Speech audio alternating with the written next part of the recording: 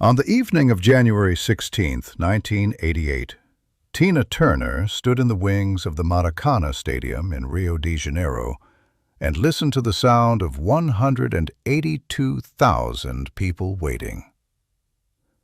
She had performed for large crowds before. She had performed for audiences that had set records in the venues they occupied, for rooms that her managers had described with justified precision as the largest audiences of her career.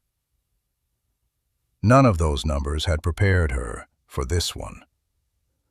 What happened in the 45 minutes before she walked onto that stage, what Roger Davies said and what she said back, and what she did in the specific quiet of the time that remained, has never been part of any official account of that tour. But the people who were backstage that night remember it with the clarity of people who understood, even as it was happening, that they were standing next to something that would not come again. The Maracanã Stadium in Rio de Janeiro was built in 1950 for the FIFA World Cup. Its capacity, at its maximum, exceeded 200,000.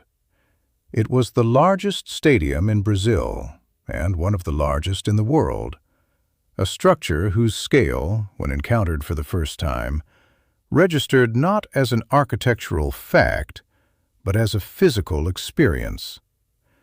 The ground curved away from you in every direction. The upper tiers disappeared into a distance that felt more like weather than architecture. The Break Every Rule World Tour had been running since March of 1987. By January of 1988, it had moved through North America and Europe and Japan and Australia, through arenas and stadiums whose capacities had grown as the tour progressed, as the word spread, as the particular momentum of a career operating at an extraordinary level accumulated and compounded. The venues kept getting larger because the demand kept exceeding the supply, and Roger Davies and his team kept finding ways to answer that demand with spaces large enough to hold it. The final date of the tour, the Maracanã, January 16, 1988. No one was entirely certain, in the days before the show, exactly how many people were going to be there. The estimates ranged. The logistics of managing an audience that size in a stadium built decades before modern concert production existed required planning of a different order than anything the tour had encountered before. What was certain, in the afternoon of January 16th, was that Rio de Janeiro was moving toward the Maracanã. The roads leading to the stadium were in motion. The city was making its way to a single point. The scale of it was visible from the stadium itself, which is where Tina Turner was in the early afternoon, standing on the stage during sound check, looking out at 200,000 empty seats. The Maracanã in the afternoon, empty, is a specific kind of silence. The structure absorbs sound differently than a full room.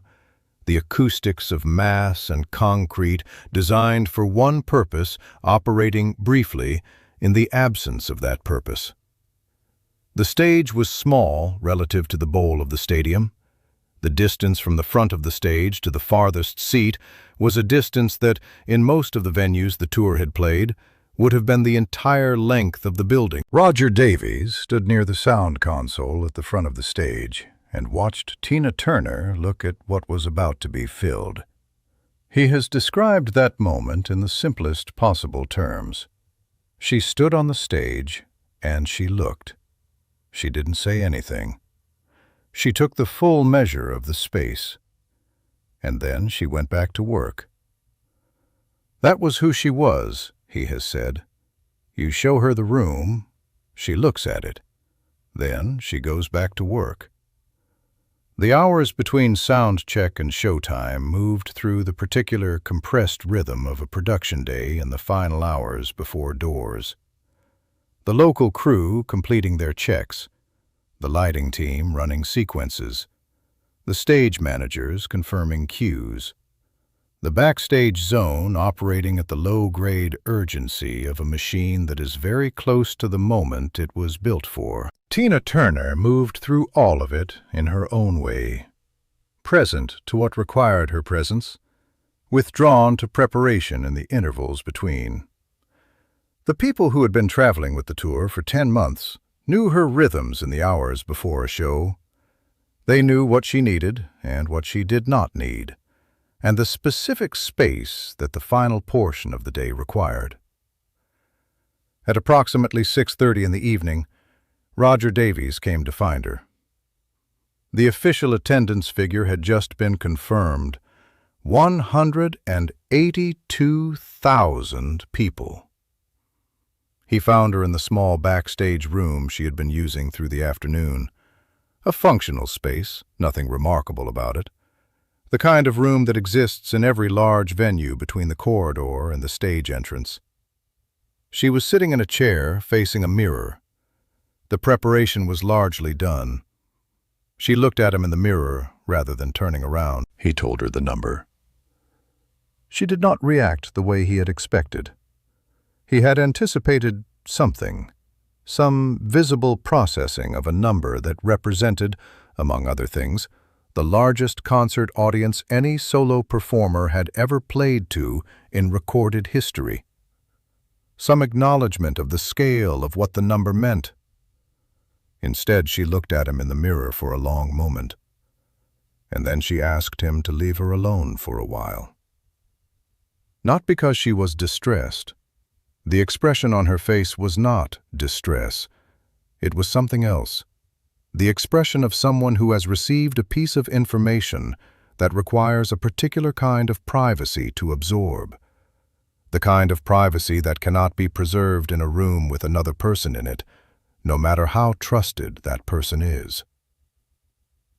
Roger Davies left. What Tina Turner did in the 35 minutes that followed, alone in that room, with the number and what it meant and what it connected to, was not witnessed by anyone in a way that allows it to be fully described. What the people in the corridor outside the room can account for is this: she was quiet. The room was quiet.